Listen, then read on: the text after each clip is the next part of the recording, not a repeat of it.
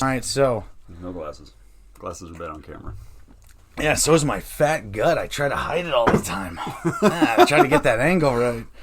And 5, 4, 3, 2, 1. And this is Shot 30 Podcast, and I am Shane Newbert. And today we have a special guest in here, Jason Lindstrom, and you have a foundation that you run called Jammin for Justin. Yeah. Jammin for Justin actually started off as a JDRF one walk team.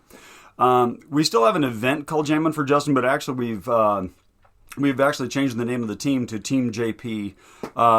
Justin was a type 1 diabetic, but his sister Patricia is also a type 1 diabetic. So, we didn't want all the focus to be completely on losing Justin. When we still have Patricia, we didn't want her to feel like we cared less for her just because we lost him. And so Justin, he is your son. Yes. And Patricia? Yeah, she's my daughter. And she's your daughter. Yeah, she has turned 14 years old. And like I said, she's also a type 1 diabetic, and she handles it like a champ. She's my hero. I would love to start out with, we're going to kind of just lead down a couple different paths here. I would like to know more about it. I would like to know more, and then move more into what you are doing moving forward with this. All right. Shot 30 Podcast is available on YouTube, Apple Podcasts, Spotify, Stitcher, Castbox, all those things. Go ahead and hit like, share, subscribe, and check it out. So you lost your son due to diabetes, type 1 diabetes. Yeah. And when this happened, did you instantly make a push? You wanted to do something to help people going forward? Is it being involved in bands my whole life? Everybody's like, oh, hey, if you want to do something, we can have a benefit for you. And I was like, I work for the state. I've got pretty good insurance. I didn't feel like we needed a benefit for ourselves. But later on, it kind of hit me. It's like, hey, we can do something. We can try to help other people not go through the same thing that we're going through. Mm-hmm. So, it kind of came up later as like about a year later, we decided to, we were going to have the first J4J, and it's been great. I mean, it's been a good journey. And it's also got to give you a piece of like remembrance and like a really great moment to celebrate something that was so tragic for you. Yeah, I mean, it is. We want to keep his memory alive as much as possible. We want to bring up as much awareness. Not only is it about making money, but it's about raising awareness. We just, like I said, we're just trying to do everything we can to make sure that this doesn't happen to somebody else. I completely understand. And so how does type 1 diabetes take you at such a young age? It's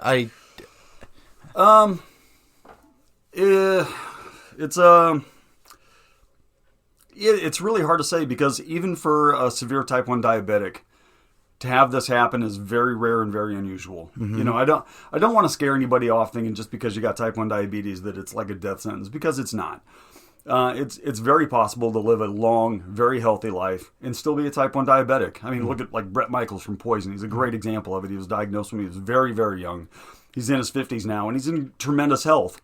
And he's backstage taking shots. Is Bret Michaels the one with the long blonde hair and the bandana? Yeah. I do stand up about Bret Michaels. Where I get, well, you should. I get my guitar out and say, "We both lie silently still in the dead of the night." Yeah, dude, I do. Absolutely, yeah. That's awesome. So, okay, so it is totally possible for people at a young age, because a lot of people talk about when you get older, you get obese. Yeah. Well, clearly a 7-year-old is not right. obese. Well, there's two different types of diabetes. Mm-hmm. There's type 1 diabetes, which is often referred to as juvenile diabetes. Mm-hmm. And that's because it's genetic, and it tends to hit people at a younger age. Although recently there has been a swell of adults being diagnosed with type 1 diabetes. And there's type 2 diabetes. And that's got a genetic component too. But, I mean, truthfully, this sounds terrible, but you can eat your way to type 2 diabetes. I mean, it's entirely possible. Well, I mean, that's the number one way people know of diabetes is... Right. This thing's like rattling around. I'm going to put that on the ground. Or I'll just hold it in front of this. Yeah, that's great. But that's the number one way people know diabetes is from people eating too much sugar, being obese, and this and that. Making crass jokes about it. Yeah. Yeah. Okay, so now, what preventions does Patricia have to take now, or what do you what do you do going forward? What do we do forward? The treatment for type 1 diabetes is insulin. I mean, there's no other way around it. You take insulin. And you either take insulin through shots or through an insulin pump, which she has. Mm-hmm. Diabetics have to measure their blood sugar constantly. And there's a couple of ways you can do it. I mean, the traditional method is the finger stick way, where you got your little stick and you got your little meter and you prick your finger and you get a little blood out. Mm-hmm. And But how old is Patricia? She's 14. She was diagnosed when she was 4. So she's very responsible with this now. She is amazing. Okay. She's unbelievably diligent about it. When was she diagnosed? She was diagnosed when she was 4 years old. Justin was diagnosed when he was 5. We lost him when he was 11. Is this just like a genetic thing that can happen? Are you a diabetic? No. Is your actually, wife? It turns out, and this is a whole nother bag of worms, there's a thing called Wolfram syndrome that we never even heard of until about 2 years ago. Mm-hmm. Wolfram syndrome is very rare, and it affects about 1 in 500,000 people. And in my family, probably 2. 2 years ago, we noticed that she had a sudden decrease in her vision. So we took her to an eye doctor who just prescribed glasses, but we weren't satisfied with that, so we took her to a pediatric specialist. And he right away noticed that she had optic nerve atrophy. Optic nerve atrophy is when the optic nerve that connects your eye to your brain is smaller in diameter than it should be, and it's kind of pale, and it doesn't send a signal to your brain as well as it should. I think that I've also read about this too, where that nerve is stretched out further than it's supposed to be. Right. So instead of it being a compact, it's pulled, so this can send less signal. Yeah. Exactly. Yeah. The eye doctor said, "Wait a minute, she's a type 1 diabetic and she has optic nerve atrophy."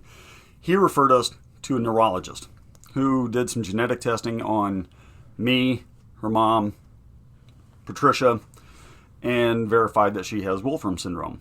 Wolfram syndrome has 4 major symptoms: type 1 diabetes, optic nerve atrophy, hearing loss, and MS. Oh my gosh. So far, hasn't been any indication of any hearing loss.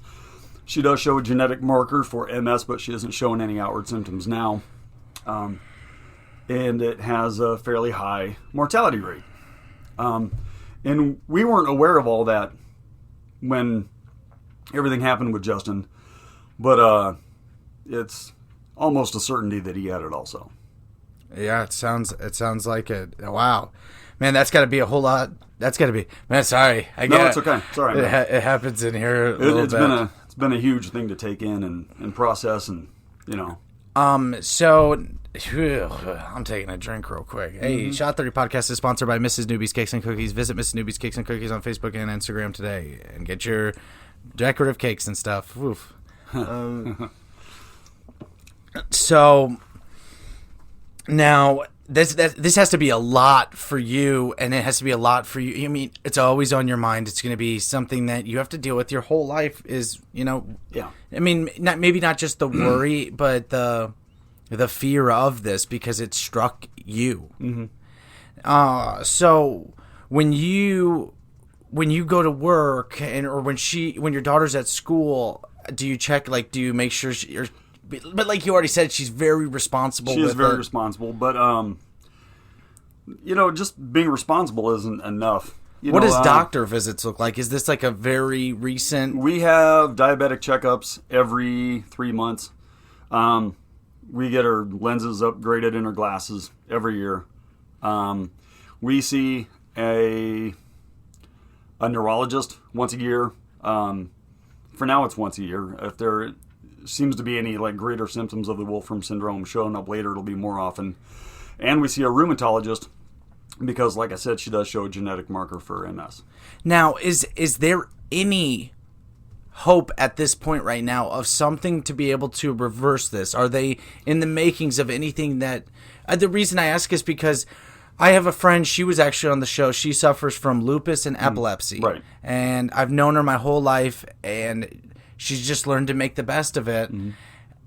But we talked a whole bunch about, is there something moving forward? I know that like Elon Musk and some of these other guys are trying to create a sensor that when you would go to have a seizure, it would like shoot a fire, like a signal to stop it. Now, is there something that could maybe go forward to help reverse the type 1 diabetes or the possibility of her developing MS in the future? There are clinical trials that they're working on, as far as the Wolfram syndrome stuff. Realistically, as controversial as it is, stem cell research is like the most promising lead to curing or reversing type 1 diabetes. And it's not like they have to harvest brain cells the way they used to. Stem cell, that's the same thing that would be with the epilepsy, right? That's, so, and do you know more about stem cells? I mean, probably than I do. Now, what is stem cell? It's like a big connection of wires or something in your brain. Stem cells are, obviously they come from the brain stem. And as your brain grows forward, it's stem cells that basically can become any other cell in your body. So the guy who pioneered stem cell research in the United States, it's being obviously done in other countries. He had 2 diabetic children, and he was looking for a way to basically use stem cells to regrow pancreatic cells, to try to reverse type 1 diabetes. Wow. He was basically trying to regrow pancreatic cells out of stem cells to... So basically, this guy is in the same exact shoes as you, but he's just so much smarter than you. Yeah, and had better resources and financing, and just a hell of a lot smarter than me. So now I'll raise money so he can try to do exactly. this thing. So with this whole thing that you've set up, have you been you play the guitar or you play? I play bass in bands. I play guitar. I play drums a little bit. How long have you been doing that? Since I was about 14 years old. Because Dalton and Carrie, who have both been on here, they said that you're very good. They said you are very good. Well, coming from those guys, I appreciate it. Yeah, they're great. They're amazing. They said that you would try to shrug it off, like whatever. But they said you are very good. How long have you been playing? Oh man, well I'm old now, so over 30 years. What do you got to be? What are you, 70, 80 years old? Yeah, just pushing that 69 mark. Yeah. No, I'm gonna be 47 next month. 47 next month. So now, you are you've been in multiple bands, according to them. Bands, I did a little bit of research, and have you? Where have you Too played? Many. Why do you guys go through so many bands is to get the right feelers? Because musicians are flakes. We're all corn chips. We're just horrible people. We're terrible. We can't show up on time. Well, evidently I did today, but yeah, that was great. First of all, thank you. He's the first guest that's ever showed up 15 minutes early, so I got to give him all his props on this one. But it's just so funny every time I talk to somebody who's a musician, singer, player, whatever. They always are like, I went to this band, then I was in this band, then I was in this band. Well, musicians are all about expressing themselves. Mm-hmm. And if you're in a group of guys where you're not feeling fulfilled in your sense of expression, or if there's too many chiefs and not enough Indians, and nobody wants to be an Indian, everybody wants to be a chief. Yeah. Everybody wants to have things their way, and we butt heads. I understand that. And, I've kind of learned to appreciate the beauty of that, and that, there for a while I used to say that really we're all just like in a big musicians union, and we all work together at some point in time. So don't get butthurt about it. Bands form, bands break up. It's Yeah, it's really funny. Don't view it as a marriage. View it as a relationship, and it might work out, and it might not. and you got to kind of think of it too. You're not doing it as a full-time job. We all have our own lives. We have things going on in our own lives. Sure. So to meet up for 45 minutes may not be the most pinpoint accurate thing you can do. Right. Like I was telling Timmy upstairs, it's like pretty much now when I hang out with my friends, it's hey. we're going to be doing a podcast because I have to fit it in. So I have to make a podcast. Because I don't have time to see you any other way. Yeah, so that we just fit it in real fast. Yeah. But okay, so now you have Jammin for Justin that's supposed to be on the 12th. Is that correct? The 19th. 19th. Yeah, the 19th. It was actually supposed to be back in June, thanks COVID. Yeah. But yeah, it was supposed to be back in June. But yeah, we were able to push it back to September 19th. As long as the governor doesn't shut Henry County down for increased COVID cases. Well, okay, so do you have an alternate route that you will do if he does shut it down? We absolutely have a backup plan. Because I was talking to Dalton about it, and he said maybe we'll go do the live stream where everybody absolutely. can. I talked to John and Tom out at Bishop Hill Commons, and they've got a great setup there. They've done a bunch of online fundraisers and shows there. I think there's actually one tonight. And Done Right TV has basically left an entire studio's worth of cameras and recording equipment and stuff like that. They've left it there basically to use.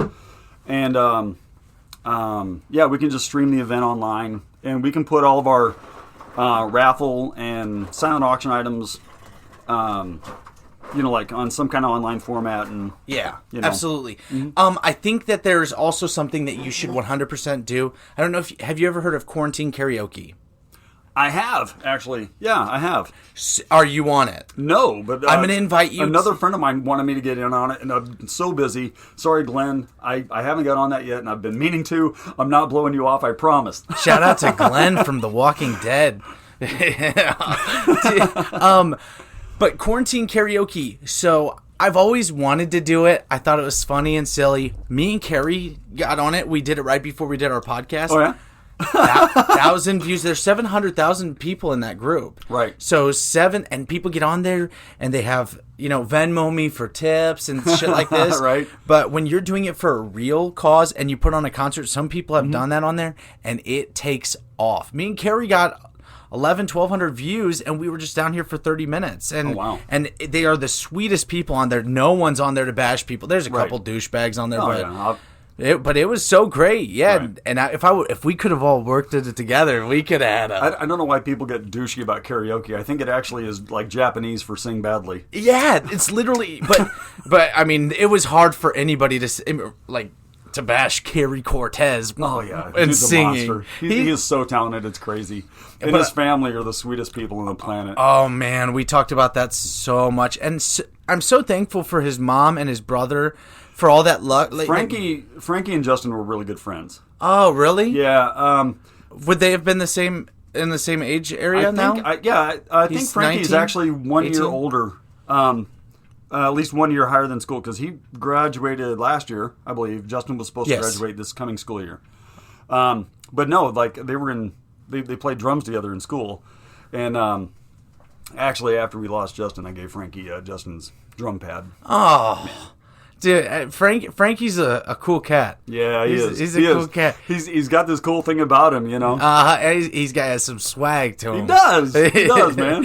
And so does Mrs. Cortez. She's got a little swag to her there. She has all kinds of attitude. She's great. I love her. She's the biggest hug. When you see her, you just want to hug her. Yeah.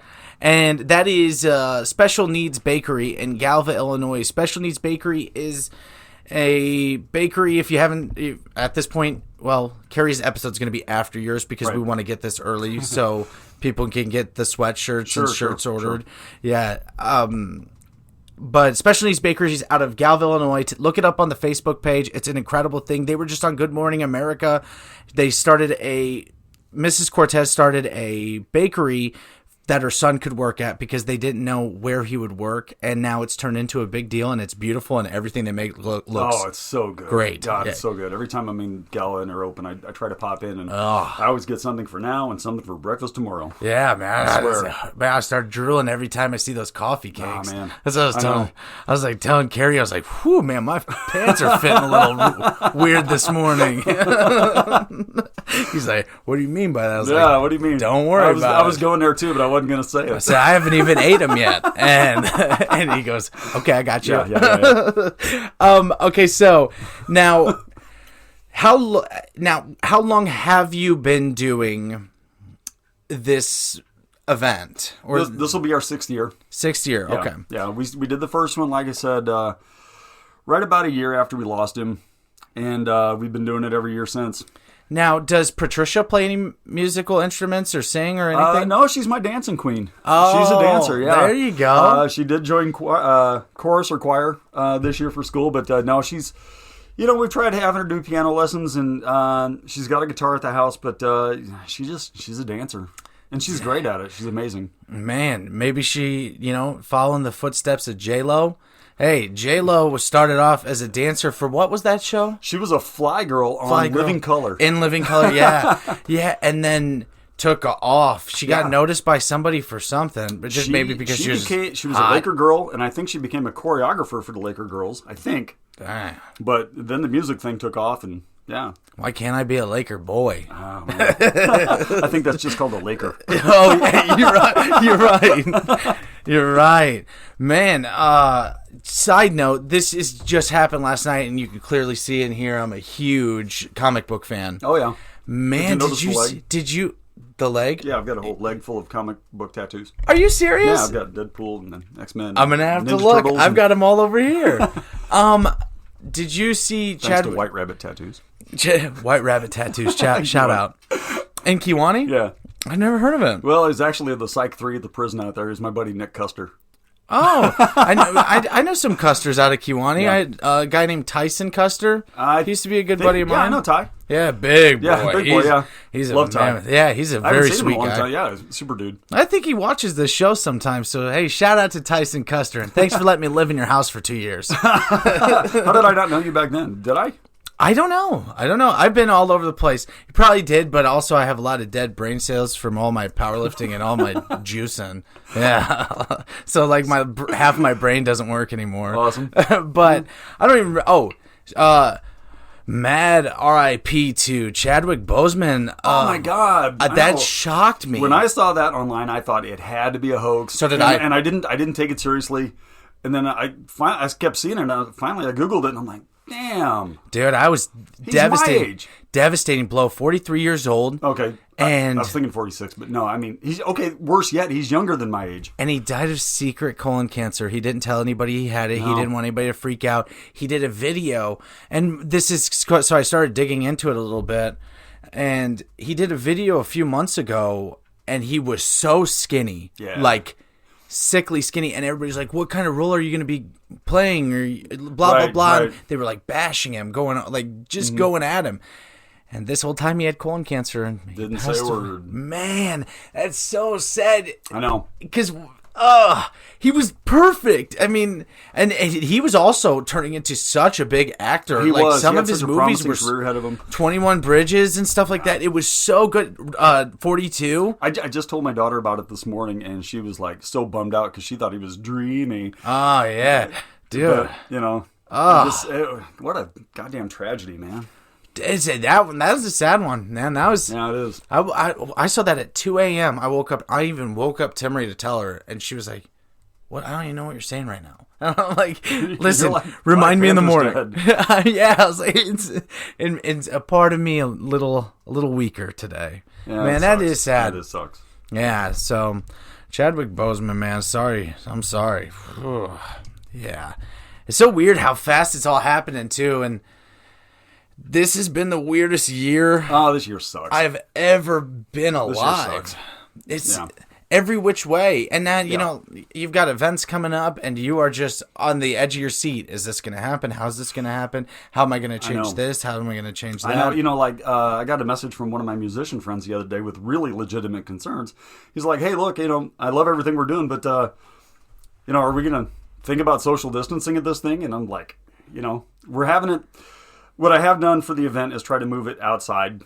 We're going to try to have all the bands and the food and stuff outside. We're going to have our raffle items and stuff indoors. That's at end zones, right? It's going to be at the end zone in Kiwani. Much love to those guys. Thank you so much. They have, what's that, Mitro? Yeah. Mitro, yeah. Mike Mitro and Greg Rashid and Michael Renee. And Ty, I know Ty, we just shouted him out, but he used to be like a part owner of that or something. I don't know if he got out of it. I'm not sure. If there's any bad blood there, guys, sorry. I'm just a stupid guy that is sitting in his basement right now talking.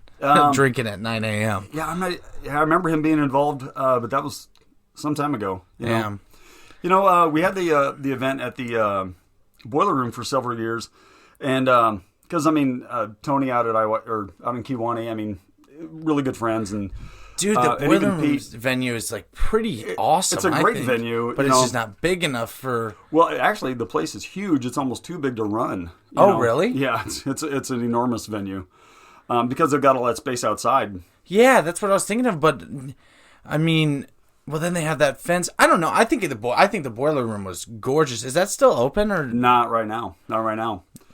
Did Tony sell it? Tony still owns it. He was leasing it to another guy that was running it for a while, but that business model didn't exactly work out. Gotcha. There were great people there. Actually, they hosted it for us last year, and there were great people. Thankfully, Greg and Mike and Renee stepped up, this year and said, "Hey, we'd love to have it here." Awesome. And it was an obvious choice. Shout out to End Zones in Kiwanee, Illinois. They've always been huge supporters of local music, and it's a great venue. I know they've had some rappers. I hate to take away from Boiler Room, but this is a place where we probably should have been doing this before. And I know they've had some people in there rapping. They've had some karaoke in there. They've had some, so that's awesome. Just keep it diverse. Yeah, and keep moving forward. And okay, so now what does the foundation go towards exactly? Right now, basically all of our proceeds are going toward the JDRF. The JDRF they are responsible for all diabetic research and progress globally. They are changing diabetic care on a global scale, and that's it's hope for a cure. If there's anybody that's going to find a cure, the JDRF's going to be responsible for it. Okay, so now, first of all, the JDRF, what does that stand for? Juvenile Diabetes Research Foundation. Okay. And do they have a link that people, like you have a page, I'm sure they have a page that people can just go straight to them? Go to jdrf.com. They do these walk events every year. Of course, this year they had to do like a virtual thing. But they do this walk event every year, and teams raise money, and they all show up.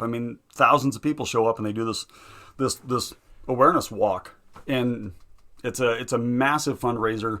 I think, if I'm not mistaken, the goal for the Eastern Iowa chapter is like $250,000 a year.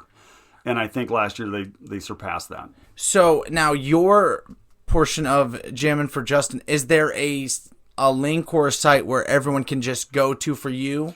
If you go to the website, you can look up Team JP and you can find us and you can actually donate directly.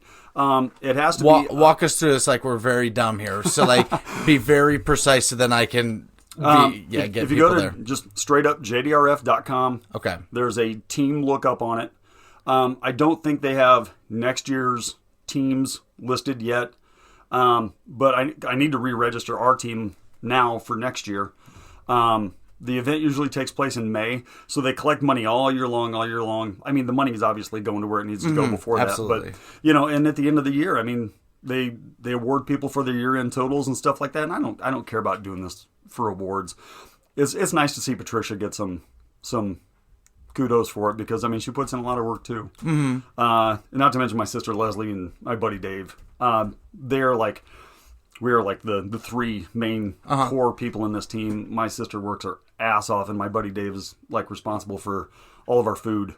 Okay. Dave's crew, and he'll go there 10 o'clock at night and set up a smoker and cook food all night long. Oh, that's awesome. And it is ridiculous. Oh, smoked anything in a smoker. Yeah. You can count me in. Yeah, Dave and a pork butter, a magical thing. Shout out to that pork butt. Yeah, right. So anyway, but like I was saying, you can go to the website jdrf.com. There's usually a team lookup, but I don't think they have that portion of it on the website right now, but you can look up teams and you can donate specifically toward that team. Do you have links also that you could maybe send me that I can post on the Facebook or post on our pages? Yes. Okay. Yeah. That'll help just guide people right there. You bet. Those links will be down in the descriptions below, so just make sure you hit that. And if you also have any questions, either leave a message down below on the YouTube page or hit shot the word 30, the number 30 at gmail.com. You can send us whatever if you have any questions. That link's right there. You see it? You see Yes, it? absolutely. Yeah. It's right there. Yeah. It's somewhere in there. I'm going to do it like diagonal now. But I think this is awesome. I think you're awesome. I think we got to get Dalton in here. We got to get Carrie in here. And we should all have a little jam out session. I'm the backup singer, and I can duplicate in a I can play the harmonicas somewhat. If somebody guides me, I don't know how. Like, I just know what note I'm playing. Oh, okay. But so I can just be guided into it. Nice. So I'd be the harmonica guy, the blues guy. But do you have anything else you'd like to get out on this? Actually, there is a couple things. We got a couple minutes. Yeah. I really fine. wanted to talk about the bands. You know, it's Jammin for Justin. Don't feel rushed at all. We are completely fine. Sweet. In previous years, you know, we've had like a band or two, or even four. And this year, I wanted to do something kind of different. You know, the future of certain bands were kind of in question last year when I started putting this thing together. So I thought, you know what, let's just have like this big jam session format. Mm-hmm. You know, my idea was to bring up like 5 musicians who maybe had never even played together before and play a couple songs, and then have the guitar player step out and bring in another guitar player and have him do a couple songs, and then have a bass player step out and another bass player step in. And I wanted to do this big jam session format. COVID kicked in. Thanks, COVID. So what wound up happening was I had this massive group of musicians, and a couple of them were actual real bands, but overall they kind of divided up into teams on their own. Mm-hmm. Like Dalton's group, you know, Call to Arms, was like, hey, let's do this. By the way, do you want to play bass for us? And I was like, yeah, I'll play bass with you. So we got most of my old band, Short-Lived Fun, minus our guitar player, so we're going to have guest guitar players coming in. We've got most of the band K-Ambi coming in, with Brenda Rebout singing with them. We've got No Control, which is a band out of Galva. Dude, Galva's just like spitting out bands. How in the world? Galva and Kiwani has this amazing collection of like musicians. It's unreal. It's actually a really great place to be a musician. I think actually I can correlate something back to that. When we started powerlifting in Kiwani, it turned into, you know, like there was 4 or 5 top of the world, like world-class lifters, you know, ranked in the world. Daniel. Yeah, and I mean, me, Dan, Riley Clark, we all started this pretty much the same day. We're like, hey, should we try powerlifting? And then next thing you know, Dan's squatting 1,100 pounds. I was deadlifting 800 pounds. Riley was, 700 and 700. I mean, it's just... It was crazy. So I think maybe like the more and more you're around it, the more and more it feeds off to everybody else. Yeah, it just kind of spider webs out. And so I think it's done the same thing with music. Well, it has. And my new band, Trip Hazard, is going to be playing there. I think Ryan Smith from Tucker's band is going to get up and play a song with us. And as long as the state doesn't get shut down or the county doesn't get shut down, I think 4 guys that haven't been in the same room together in 20 years are going to play together. Oh, man, that's awesome. How old are you? 29. 29. You're young. Well, back in the day, there was this band called Crop Circle, and we opened up for Coal Chamber, Seven Dust, Motorhead, Joan Jett, Cheap Trick, Life of Agony, Soulfly. We opened up for a ton of big bands. We haven't all been in the same room together in 20 years. And I think our drummer's going to fly in from South Carolina. Damn. I think he's only going to do it if we can actually have a live event. But I think right now at least the 4 of us are all talking about it. We all want to play together. Damn, Crop Circle. And I've got this pipe dream. We've got a song that we never recorded called Beneath that I wrote a million years ago. I really want to record Beneath and make it available as a download that you can... Absolutely. For $1 you can get the song and the proceeds will go to the JDRF. Oh, that's so awesome. I really want to do this. That's a great idea. So far the guys all seem like they're on board. That's a good idea. Yeah. I really like that. Yeah. And so with Crop Circle too, like that made my brain... I forgot. Hey, Conspiracy Kimonos, get your custom-made gi for jiu-jitsu today. Visit Conspiracy Kimonos on Facebook or Instagram and get your custom-made gi for jiu-jitsu. Yeah. Do they do other uniforms? They just have gis, I'm an instructor. You're a jiu-jitsu instructor? No, Kung Fu. Kung Fu. Oh, damn. Yeah. All I know is jiu-jitsu, Brazilian jiu-jitsu. I mean, there's a shirt, but one of the gis are right behind you there, right on the wall. If you reach your hand behind the wall. Oh, okay. Yeah, he's got one of his gis over there. He's an awesome dude. Cool. Yeah, he just got his brown belt. He got his brown belt, and he's working towards his black belt. Nice. Yeah, he's a cool guy, man. Even when I was a big, strong powerlifter, looking like that, not like this. And dude, he just threw me around like a rag doll, man. He left me with 2 black eyes and a mush nose. I love Kung Fu, but my jiu-jitsu game is weak. Yeah, oh, man. I had no idea. He's like 170 pounds, and he's just squirming around me. I'm like, okay, you're going to break it. You're going to break it. Like, something's going wrong here. It's going wrong real quick. You probably know who, Mark Grant? Oh, yeah. Yeah, that's who. Oh, I didn't know that was his thing. Yeah. Oh. Yeah, he's had that for a long time. Yeah, I'm surprised you didn't mention it. He has all these conspiracy brands. Like he I didn't know names that was his each. thing. Yeah, he names each. Wow. So I've been trying to tell him to name one, the Bermuda Triangle Choke. Bermuda Triangle Choke. I think that'd be a good one. Yeah. I don't know. I've whatever. I mean, you didn't like it. It's cool. I did too. But okay, so. Now, we've covered the basis of everything moving forward. What do you have? What are your goals and ideas of pushing forward with everything? Do you, I know what you number one want is a cure. Yeah. You want a cure for this. Yeah, you want a cure for your daughter. You want a cure for other people who have been through the same thing. I can't fathom what you've been through. I can't sit here and act like I can. But is there any real light at the end of the tunnel for you on all this? My daughter is my light at the end of the tunnel. So right now, I mean, just my main focus in every minute of my life is keeping her healthy and happy and just making sure that, she's... Does she have fear with her brother? What has happened? She knows that there's a lot to let into what happened to Justin, and it's hard to even point a finger at any one particular underlying cause. I obviously dealt with a lot of responsibility and a lot of guilt. Still, so it's hard to say. I don't feel like she has all of the same issues that Justin had, and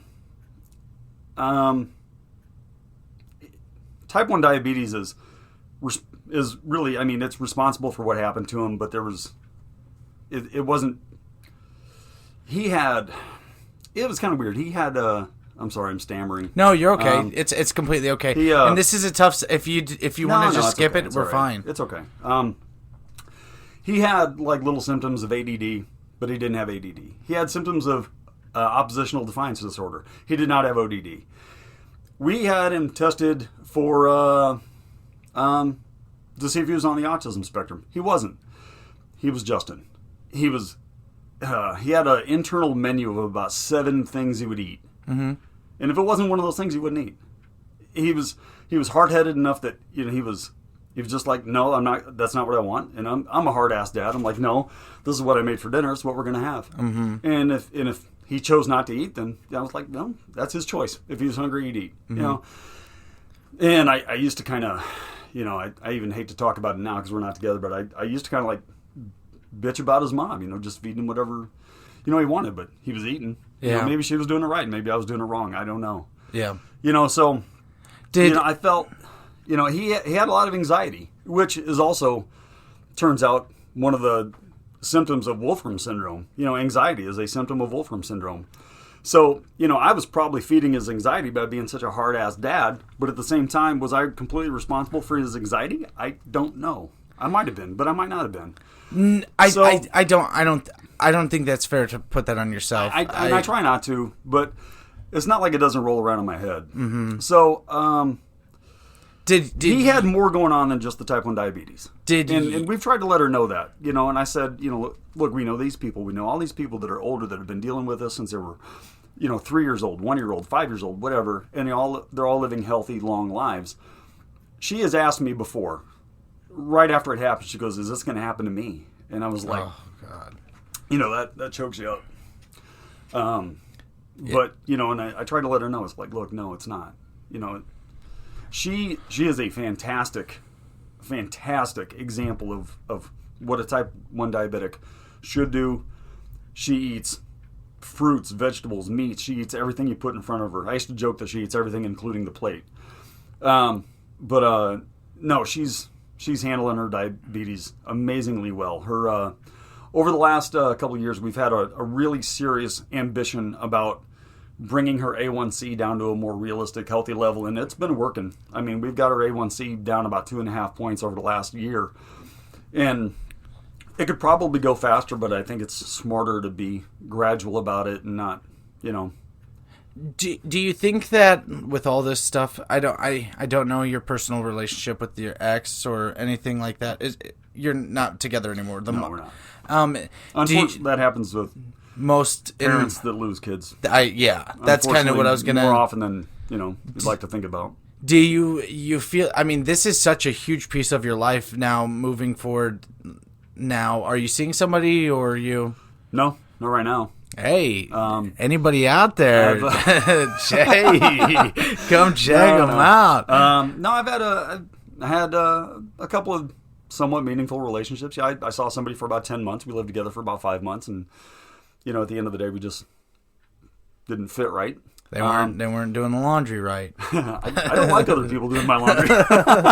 She wanted to. That was the problem. Leave my drawers alone. But Ruth's happily remarried. She's getting ready to have a baby, and I'm happy for her. I'm glad that things are going the way that they should for her. Yeah. I don't have any hard feelings or anything like that. There's just there's so much pain and difficulty that comes in a time like that, and you kind of get lost in I mean, you become a different person. You become a different person very fast. We both did change quite a bit. She'll probably tell you that I'm a control freak. Yeah. She'll probably tell you that I'm a control freak. And I do. I really value structure. I really value, just order. I really value just... And it probably got worse after Justin, I mean, truthfully. I mean, it's... as far as, like, taking care of Patricia, I've become hyper vigilant. You sound like... you sound like it's your world. Patricia is your world. Yeah. And that is the only thing you could... that is the best thing you could be good at. And it seems like you're pretty good at it, and you care so much. I think what you're doing is incredible. It'd be very easy for you to sit back and, just try to take care of Patricia, but you're doing more. You're doing more, and you're out there.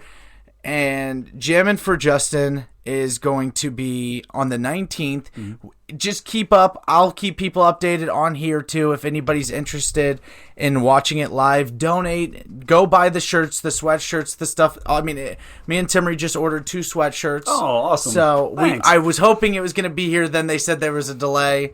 Well, I think that they're just trying to manufacture everything all at once so they can get it sent out before. Because I mean, as far as like printing and manufacturing shirts and tumblers and everything else that's on the website, I think it's just a lot smarter for them business-wise to do quantity. Mm-hmm. Let's hammer all these out at once and send them out. Instead of My putting in the sister's like, system. are they going to send them out? Are they going to send them out? I'm like, yeah, probably, when they're done taking orders, Yeah. And I want to say thank you for being here. Thank you for doing this. This is awesome. Hopefully, me, if man. this can just bring any attention to, even just attention to type 1 diabetes in itself, please go, like, share, subscribe, listen to this on YouTube, Apple Podcasts, Spotify, Stitcher, Castbox, all those things. And, I mean, just learn, it's always so important just to learn more about what could be going on. What could be going on with you? These small signs that you may never realize in something. Yeah. And it's crazy. Before Justin was diagnosed, I had like the worst flu of my life, and I was getting over it. And so when he started showing flu symptoms, I thought, okay, he's got the flu. And you think you're the first person to ever have COVID? No. Sorry, It's just terrible joke. It's a terrible time.